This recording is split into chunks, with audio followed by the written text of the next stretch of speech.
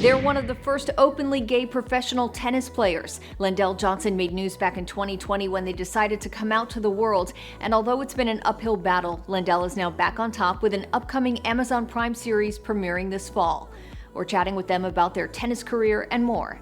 This is Advocate Now.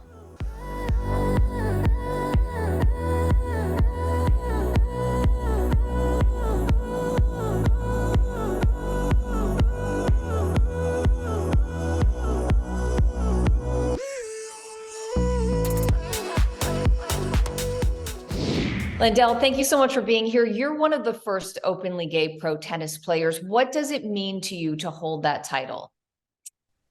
First and foremost, it's definitely visibility. Visibility is so powerful in our world. And that's what I really am proud of, the visibility. Well, back in 2020, you decided it was the right time to come out to share your truth. Why was that the right time for you? Well, I feel like that we were really in a movement as far as Black Lives Matter, and my voice was stronger during that time period when I feel like it should always be strong. But in that particular time period, our voices were actually being heard more. Like they were being heard in the way that they should be heard. And I feel like that was the perfect time. Well, you've been open about the lack of support that you've experienced within the tennis community. What type of reaction did you receive from fellow players and coaches after coming out? After coming out, I just feel like I think a lot of players were shocked actually.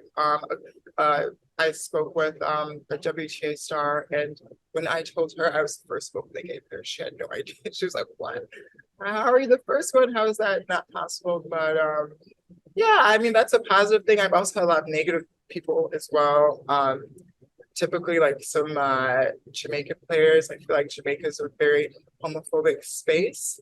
I've also had other players reach out to me and were concerned about me traveling to tournaments in countries that have very lethal LGBTQ rights. So that's been very scary.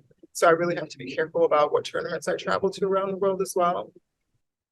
And then a bit later, you came out as non-binary. In what ways has stepping into your most authentic self positively affected your tennis career? I honestly just think being myself. So first, like when I came out, I actually got a lot of sponsors and a lot of amazing things happened. So for me, coming out was really like a superpower influx, if you will, coming out like that. And then I feel like being non-binary now has only allowed me to relax even more so on and off the court as well. And you have a new reality show coming out now. It's called Deuces in Love. Tell me what we can all expect from the new series, and also how excited are you to be a part of this project? Oh, I'm so excited. I am actually the star of it and the executive producer for it as well. We are syndicated for Amazon Prime. It's coming out this fall. You're going to see a lot of drama. You're going to see the different men that I date in New York. You guys will probably get to meet my agent as well. You also get to see what really goes down in the life of professional tennis players, the ups and downs of African Americans, some issues with LGBTQ rights, specifically trans rights. You're going to definitely get a look at that. And then also some racism as well that I've been dealing with. What has this whole experience been like shooting this show and for them to be documenting your life? It's been overwhelming to the point where I kind of have to be candid now about certain things. And I now just get used to people being all my business and, getting DMs and stuff like that on Instagram, people reaching out and saying that my story inspired them. So it's just allowed me to really just be used to just talking more authentically. I feel like everyone should be more authentic. I feel like that's the real vehicle for society to move forward. Absolutely. And I've loved watching the playfulness between you and Venus Williams on Instagram. And I hear there might be a dance off between you two. Is that true? Oh my God, yes, Venus. Me and her, we have that little banter like that. I actually did a tennis commercial for her health and wellness company. It's called Asudra. I love Asudra, it's amazing. But me and Venus typically stay connected on Instagram in the comment section. Sometimes she'll she'll say something to me, like she'll put my name in her mouth on her lives. She doesn't do lives as much as she used to. And you mentioned her health and wellness brand, Sutra. They're all natural, organic products. It's all about refreshing and rejuvenating the mind and body, a mission that you're also passionate about. So as an athlete, why is it important to you to use natural and non-toxic products? Well, to be honest, we really don't know what these products with chemicals are going to do to us. I mean, there's a lot of case studies that have really had adverse effects on people, and our bodies can react in a adverse way for different things, especially things that have chemicals in them. I don't believe in chemicals, except for maybe dyeing my hair blonde, but outside of that, I don't want to put them inside of my body like that. Another bonus is the Sutra has magnesium in it, which is really great. Not only does that heal the ailment, but it also focuses on getting rid of the pain. So it doesn't mask the pain, it actually heals it as well. So there's two things happening at the same time. And of course, I mean, it's vital for you to really focus on taking care of your body. But with the stakes so high, we see a lot of pro athletes who end up training and competing with injuries. How do you allow your body to heal while still competing and pushing it to the limit? Honestly, a lot of us tennis players, about 60% of us, maybe a little bit more, are injured. We're playing when we're injured. It happens lots. We kind of get used to it. Like we saw Venus play injured in a couple of her tournaments, and she won the match. It's all about just trusting our bodies and really just knowing how much we can push it because of the experience we've had being injured. I know that sounds kind of crazy, but yeah, like if you look at the NBA, you know, you look at the NFL, and a lot of these players are injured, and we still compete. I think it really takes a really strong mental fortitude to kind of push past that. Well, we are all about self-care and self-love here on Advocate Now. Are there any practices or mantras that you have that help you stay aligned?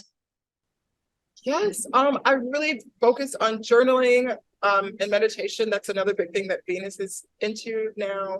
I don't know if she's always been, she's just now revealing it, but I've always been into journaling. That's great. I feel like it really helps with law of attraction, and it really helps you just mentally relax. You want to focus, get your mind set, and visually see what's going on. Like if I'm playing a tennis match, I want to visualize myself winning, having that winning shot. Well, Lendale, we can't wait to check you out on your upcoming show, Deuces in Love, on Amazon Prime Video. Everybody keep an eye out for that. And thank you so much for spending some time to talk with us today. Thank you. It was always a pleasure. I love Advocate, and I love this new station that you guys have. Thank you. I'm Sonia Baghdadi. Thanks for watching and advocating. For more stories and content like this, visit advocate.com and advocatechannel.com. Tomorrow, we're chatting with yoga and meditation instructor Paola Cruz all about the benefits of yoga. Don't miss it. Well, for those who may be unaware of this, in addition to our physical bodies, we also have energy bodies, where we can pick up energy from different people, places, and environments. And our minds might not always even be aware of the energy that we've accumulated over time. But how can yoga cleanse and release some of that energy that we're carrying around? And why is it so important to release it?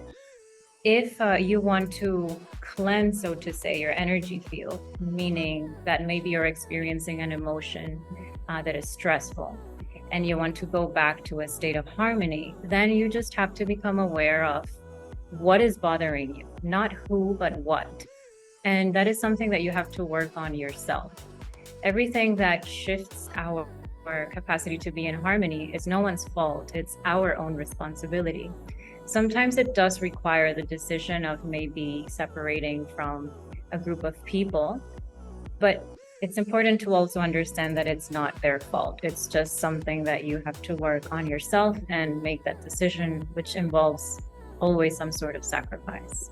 The Advocate Channel is here to be a voice for underserved and underrepresented LGBTQ+ and BIPOC communities. Join the conversation. Subscribe on YouTube and Facebook. Download our Roku and Fire TV app. Take us with you. Get the Advocate Channel app on your Apple or Android device. Thanks for watching. I'm Sonia Baghdadi. There's more Advocate Channel after the break.